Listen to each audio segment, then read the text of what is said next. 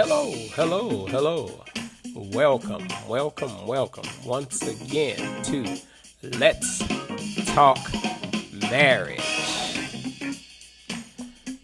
I am Pastor Larry coming to you this new year, 2022. We are back again. Hope everyone had a good new year and Christmas, which was last year. We just coming back, starting our sessions again for the new year of 2022. And we're going to begin on today. Hope everyone had a lovely time, and it's been a delay. I had a move. We moved to a new house, so that's why you see all the whiteness in the background. But we're just getting settled in, and you know how it is when you're moving in. But God bless each and every one of you, and happy to be back once again. So we're going to get right on into what our lesson is on today, or our session for today is. Our session is the conversation you should have before you walk down the aisle. Okay, one of the things that the conversations you should have is, first of all, when you're contemplating on getting married to someone, you should go to a marriage counselor, sit down, go over the things that the pros and the cons of marriage, why you want to get married, what do you see in that person, what they see in you, and things of that nature. And the conversation you should have with each other is, first of all, you need to discuss money, the money arrangements. Because if you don't discuss it before you walk down the aisle, it's going to come up later in the marriage. And you don't want it to come up then, because by then it'll come up and escalate into a possible argument. So you don't want to do that, because that's what most couples do. They fight over this usually money arrangements, and you spent more than I did, and you the one that spent all the money. Yeah, no. You want to have that conversation before you walk down the aisle. And another thing you want to talk about is the living arrangements, because nowadays with it being 2022, some people have their own place that they live in. Some people live in. You might live with your. If you don't live with your parents, you generally have your own house. And if you have your own house, you have to make a decision where you're going to live, and you're going to live at house that he had or the house that you have, or you're going to be purchasing a house together. And if you're purchasing a house together, that's always a lot of excitement. You have to agree on something where you're going to live, and because one party might have came from the city and don't like the suburbs, and one might like the suburbs and don't like the cities. So you have to reach an agreement where you're going to live after you walk down that aisle. And this discussion should be made before you walk down the aisle. And the other thing is extended families. When you have extended families, you have to make sure the kids on both sides are respectful of the person that you're about to marry. And you watch your kids. It's a little easier with the smaller kids, but with the teenagers, you have to really watch, because that's a whole different story. When you have teenagers when you get married, and most people that are getting married usually have children, unless they're younger, like a really young couple that don't have any kids. But for the most part, one of you going to have some kids. And the next thing you need to discuss is the baby mama drama. Keep it to a minimum. It's going to happen. So, but make sure that there's no, because sometimes the ex don't seem interested in you until you find somebody else, and then all of a sudden they asking the kids or telling the kids that ask you questions to bring back and forth and all that. So make sure you keep that to a minimum, and make sure you keep up, fellas. Make sure you keep up with that child support, because that's gonna be hitting you and make sure that's really should be discussed before you walk down the aisle, because if you have kids, you're going to have to pay child support, and that's going to come out of the household income, because it's no longer my money, your money, it's our money. So it's going to definitely come out of the household income.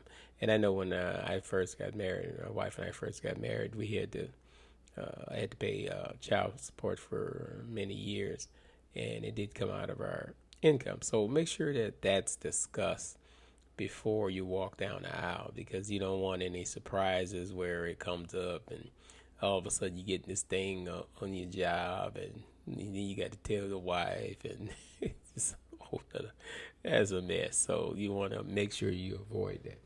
And another thing you want to discuss before you walk down the aisle is the church arrangement, church attendance arrangement. If you are equally yoked, if you're marrying someone that's equally yoked, you both go to church. Naturally, if he doesn't go to your church, he's coming from some church. Now, if he's active in the church, like say like a deacon or a minister in the church, you would mainly go to his church to attend church with him, because he's already active and he's bringing his wife to his church. And that's how it was when my wife and I got married. I was already in a church I had grew up in pretty much. So, naturally I brought her to my church. You would, there's nothing wrong with visiting the spouse's church, like on special occasions or something. But if you do not go to church, then you would generally just go to church with her. And don't have her going to church by herself. You just got married, you staying at home watching football. No. You go to church with her. Make sure you attend church with her, and reach some kind of agreement which church you're going to go to and which church you're going to attend. And I know a couple that what they did is instead of going to the church that he came from, the church that she came to, they just went to a neutral church, which is nothing wrong with that. They just went to a totally church that neither one of them attended. So that's a good idea to do that as well. Because trust me, there's a lot of churches out here. And your church ain't the only one that's saved. Yeah, so make sure that we are in agreement on those things. And make sure, again, going back to counseling, make sure you sit down with a counselor before you walk down that aisle. Because sometimes when you sit down with a counselor and if they're a really good Christian counselor, they can bring out things that might be a hindrance or might cause conflict in a relationship. So you want to talk about and discuss those things before you walk down the aisle. Because trust me, as soon as you get in an argument, all that stuff is going to come up. You said, she said, they said, I said. And yeah, you want to avoid all that.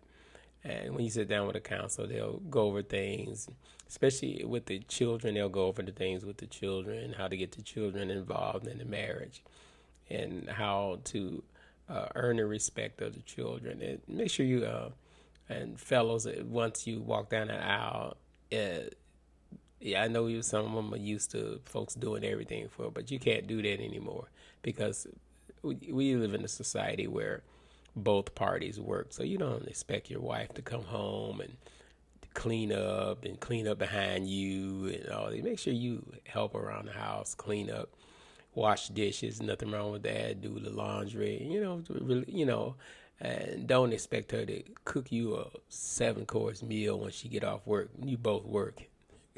Come on. If you get home before her, you can cook. But if you don't know how to cook, surprise her. Say, we going out to dinner. Now you can order Uber Eats and stuff. We ain't had that back then. but you can order stuff like that, and you don't even have to go out if you don't feel like going out. But it's always a treat to take your wife out. Make sure you also do that, have date nights, and because you had date nights before you got married. So make sure you continue with the date nights after you walk down the aisle to keep the spark in the marriage. And make sure you constantly compliment her whenever she cook. It might not taste all that good, but but even if it doesn't, make sure you compliment her and don't be saying, my mama didn't cook like that, and she ain't make it like that. No, you don't do that. Make sure you compliment her on her cooking and anything she does. Make sure you compliment each other, and make sure you compliment your children. Because you give them chores to do, things to get. For instance, if you have them want them washing dishes, make sure you tell them that they did a fine job. It might be a little greasy on the dishes. Oh, you did a fine job, but next time, always encourage them, because if you do that, you notice they'll do it again. And same thing with your spouse. When you open the car door, open the door for, make sure you say thank you. You don't just walk through the door and don't say nothing like he's supposed to do that. It's in 2022. He don't have to do that. So when he open the door for your car door, so make sure you make a note of, oh, thank you. Don't say, what you want? Learn how to take a compliment. Don't be saying, what you want? You up to something? Make sure that we are, again, complimenting each other on things, and that'll make the marriage go a lot smoother. And these are things that you should discuss before you walk down that aisle. This is Pastor Larry once again, and we're going to be signing off until we meet again. God bless you, and tune in again for Let's Talk Marriage.